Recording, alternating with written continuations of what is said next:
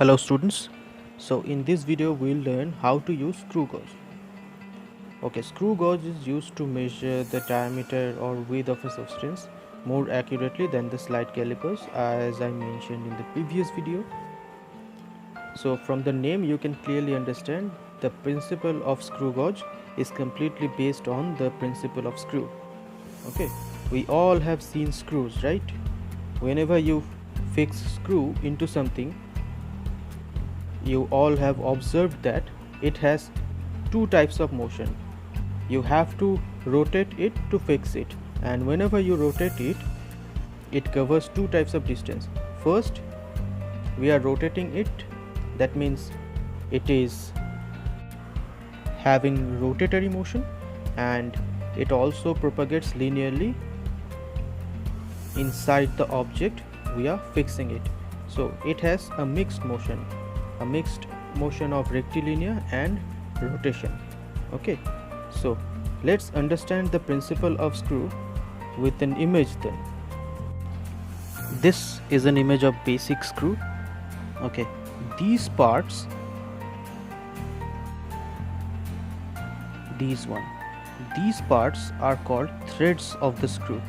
Okay, these parts are called threads of the screw, and the distance between two threads, you can clearly see that it's written here, is called pitch. Now let's understand pitch more clearly. So whenever you are rotating the screw, as I mentioned earlier, it covers two types of distance. For each complete rotation, the linear distance covered by the screw is called pitch. So whenever you rotate this screw once, the screw will cover this amount of distance, that is the distance between the two threads. Okay, this is called the pitch of a screw. I repeat, the linear distance covered by the screw for each single rotation or one complete rotation of its head is called pitch of the screw. Okay, it's a very important term, so remember it. Basically, the pitch of the screw is of the range 1 millimeter. So this is a basic principle of screw. Now let's understand the main instrument, that is the screw gauge. Now this is an image of screw gauge. You can clearly see that in screw gauge we have two scales. This one is the linear scale. Each division is equal to 1 mm, and this is a circular scale. The circular scale may have 100 divisions, may have 50 divisions, and many more.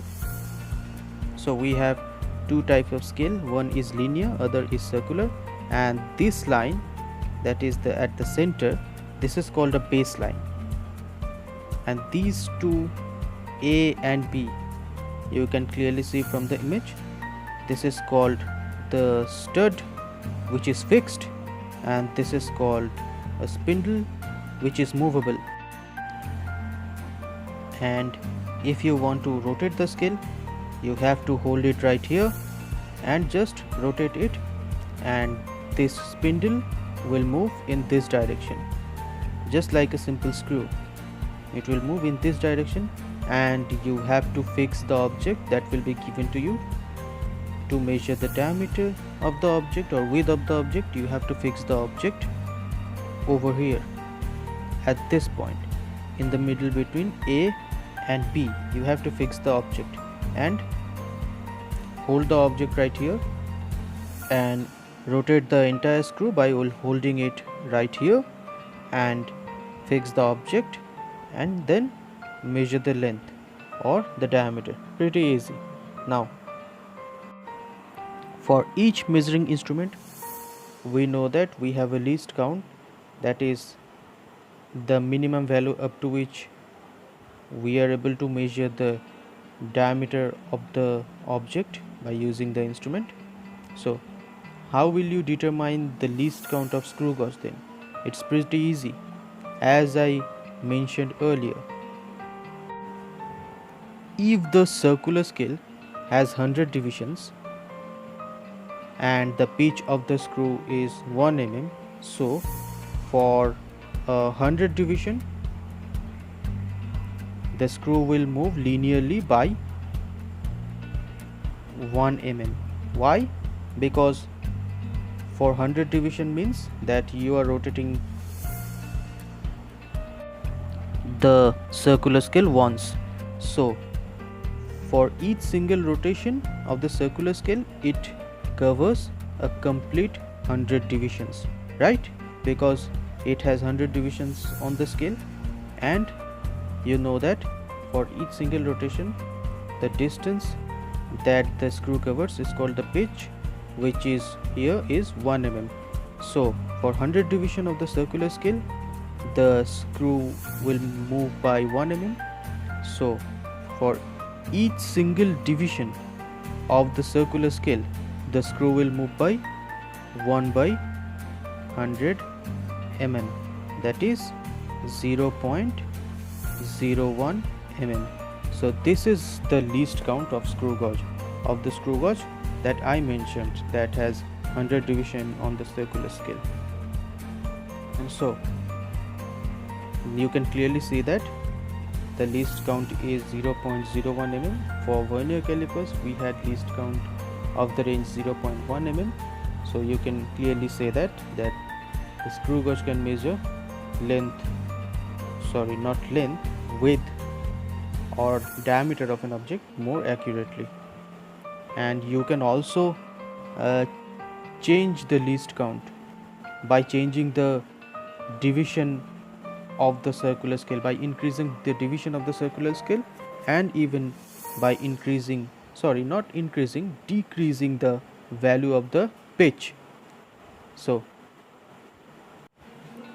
if I make the pitch of the screw from 1 mm to 0.5 mm and circular division, that means the division in the circular scale, if I can make it 500 divisions, so for each division on the circular scale the screw will move by, just divide it will move by 0.001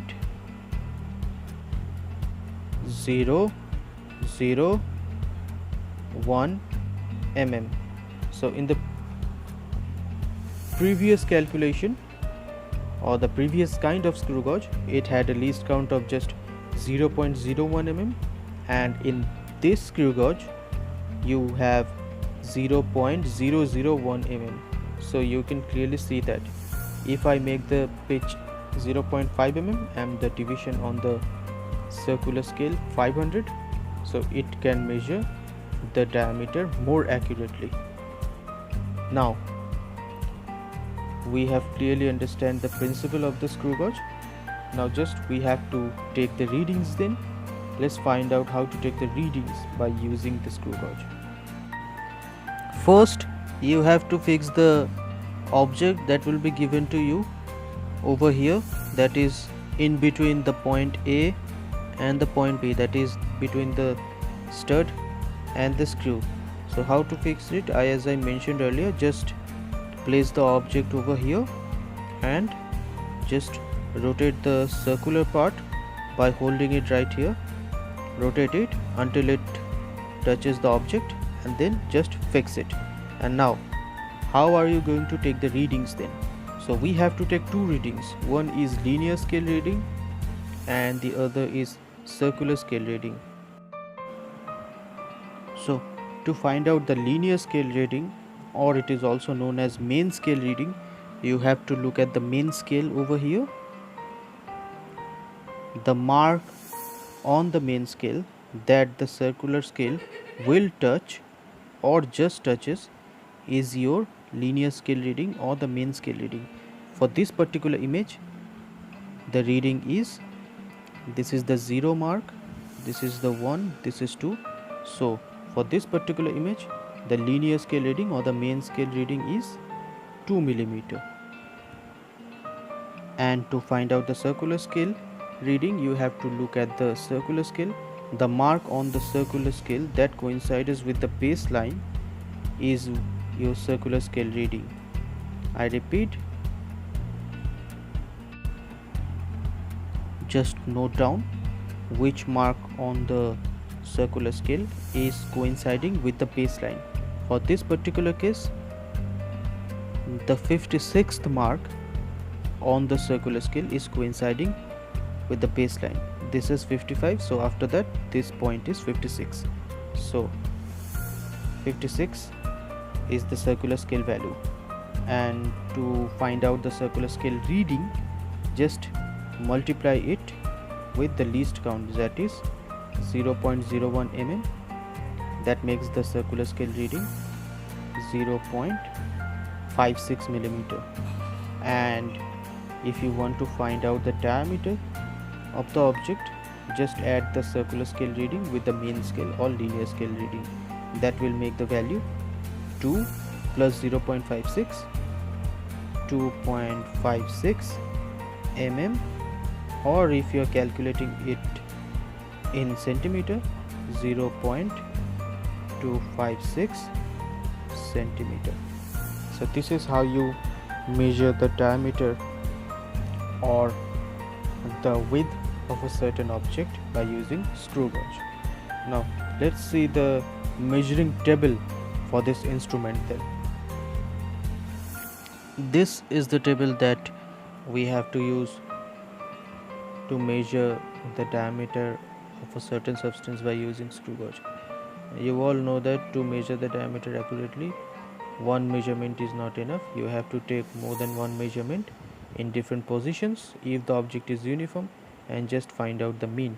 First, over here you have to take the main scale reading, then just multiply the circular scale value with the least count and put the value over here, and this is the observed diameter or the total diameter, and just take 3 different readings at 3 different points and find the mean.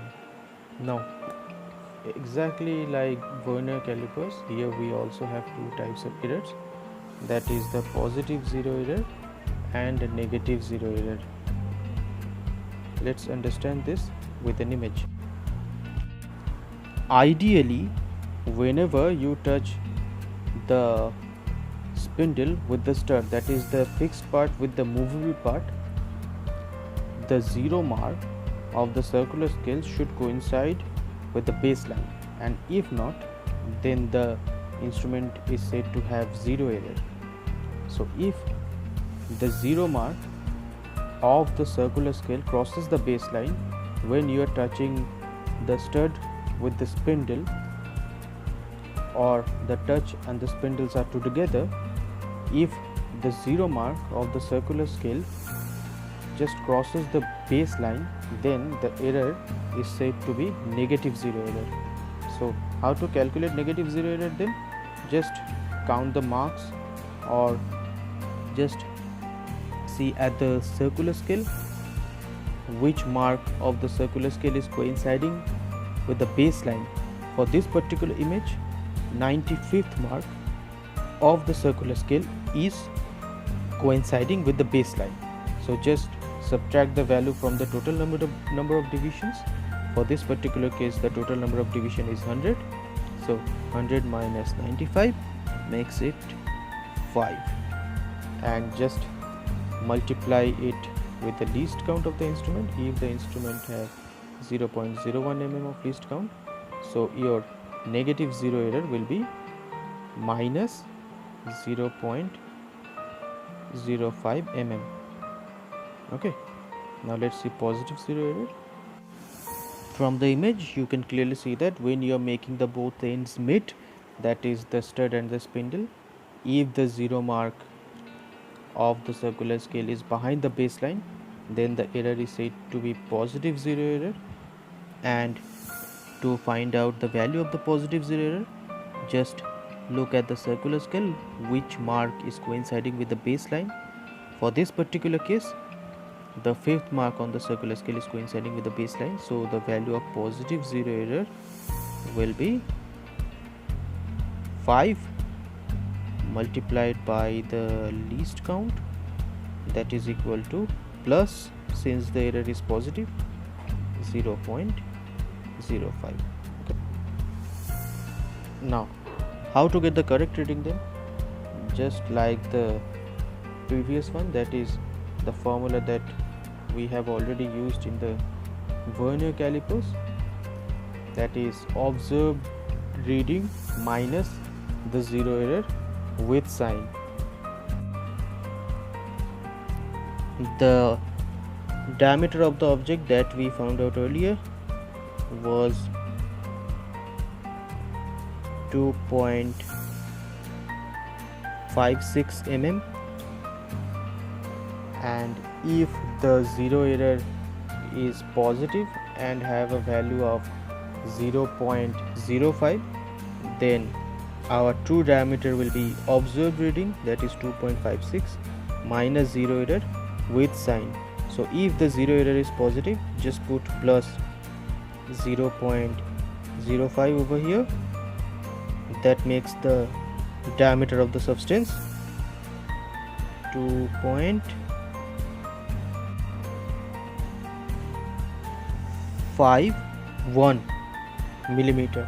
And if the zero error is negative and have a value of 0.05, just put the negative symbol over here, and that will make the value, that is the true value,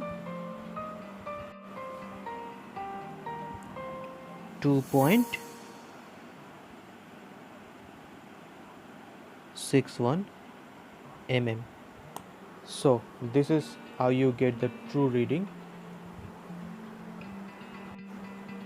So there is also another kind of error for this particular instrument, that is screw gauge. That is due to the wear and tear of the threads of the screw. Sometimes you see that even if you are not rotating the screw, it is moving. That is, it is just slipping. It's like slipping. Even if you reverse the direction of rotation, you can clearly see that the tip of the screw does not start moving at all. So this kind of error is called the backlash error, but it is usually happen whenever you try to move the screw too fast. So whenever you are measuring the diameter of the substance by using screw gauge, that use or rotate the screw gauge very slowly, and if you move the screw too fast, by time the threads will get damaged and you will find this error, and you will not be able to use that screw gauge anymore to measure the diameter perfectly. So that's all for this video. If you have any question, the comment section is always open for you, and in the next video we'll learn how to measure time, and we'll learn about simple pendulum. Till then, have a good time.